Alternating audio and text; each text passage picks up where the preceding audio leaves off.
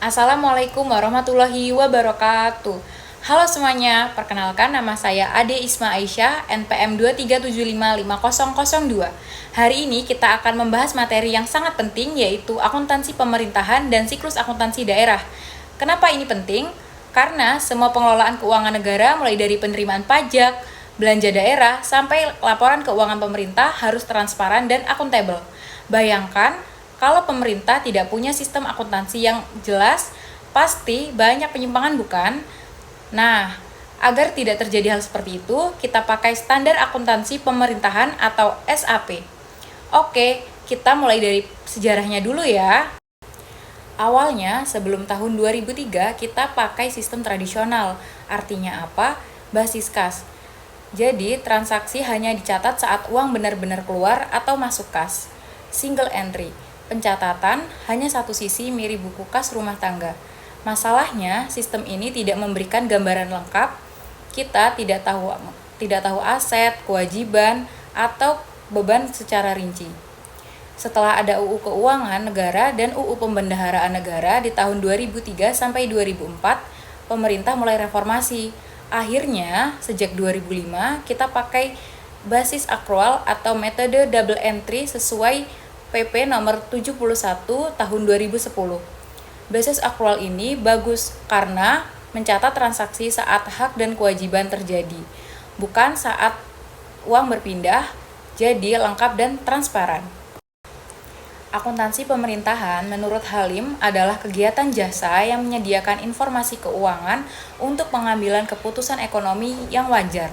Jadi, ini bukan sekadar hitung-hitung uang, tapi sistem yang mengumpulkan data, mencatat, meringkas, dan menyajikan posisi keuangan pemerintah. Kenapa ini penting? Karena keputusan besar seperti pembangunan jalan atau penyaluran dana pendidikan, semua harus didukung dengan data keuangan yang valid. Apa itu SAP? SAP adalah standar akuntansi pemerintahan yang jadi pedoman penyusunan laporan keuangan pemerintah. Di PP nomor 71 tahun 2010, SAP punya 3 lampiran penting.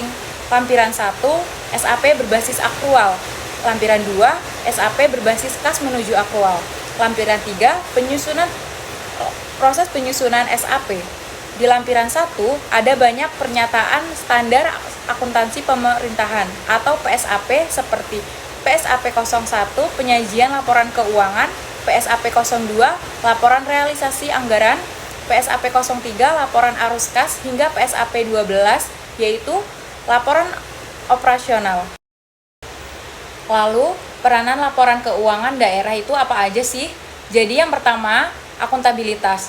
Laporan keuangan digunakan sebagai bukti bahwa pemerintah telah melaksanakan pengelolaan keuangan sesuai peraturan dan tak bertanggung jawab terhadap masyarakat. Kedua, transparansi. Melalui laporan ini, masyarakat dan pihak yang berkepentingan dapat mengetahui bagaimana uang publik digunakan sehingga pengelolaan keuangan menjadi terbuka. Ketiga, manajemen. Laporan keuangan membantu pemerintah dalam membuat perencanaan, pengawasan, dan pengambilan keputusan yang lebih tepat. Keempat, keseimbangan antar generasi. Artinya, pengelolaan keuangan harus dilakukan dengan bijak agar tidak meninggalkan beban utang yang memberatkan generasi mendatang. Tujuan laporan keuangan.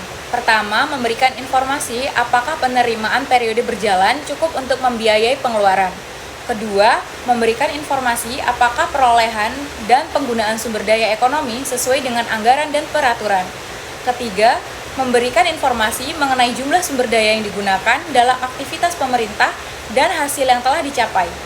Keempat, menunjukkan bagaimana pemerintah mendanai seluruh kegiatannya dan memenuhi kebutuhan kas. Kelima, memberikan informasi mengenai posisi keuangan baik jangka pendek maupun jangka panjang termasuk sumber penerimaan dari pajak dan pinjaman. Keenam, memberikan informasi mengenai perubahan posisi keuangan pemerintah daerah, apakah meningkat atau menurun selama periode pelaporan. Lalu, siapa saja sih pengguna laporan keuangannya? Yang pertama yaitu masyarakat.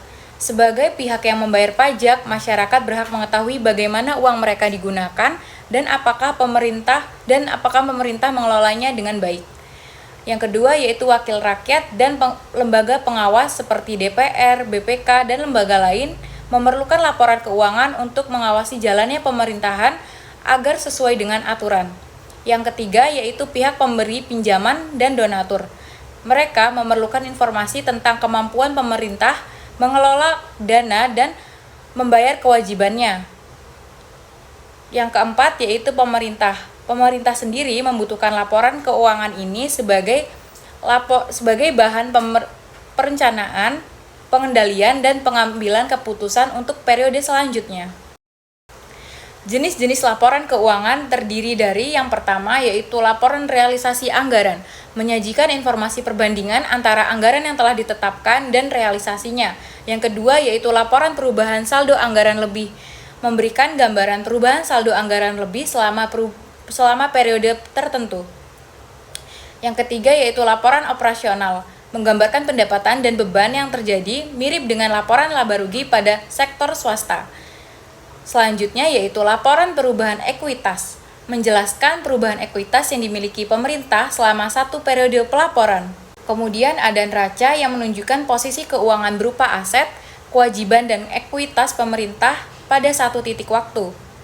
Selanjutnya laporan arus kas, menggambarkan arus kas masuk dan arus kas keluar yang berasal dari aktivitas operasi, investasi, dan pembiayaan. Yang terakhir, catatan atas laporan keuangan, berisi informasi tambahan yang memberikan penjelasan lebih detail mengenai data yang ada pada laporan utama. Baik, sekian materi yang dapat saya sampaikan. Semoga bermanfaat. Wassalamualaikum warahmatullahi wabarakatuh.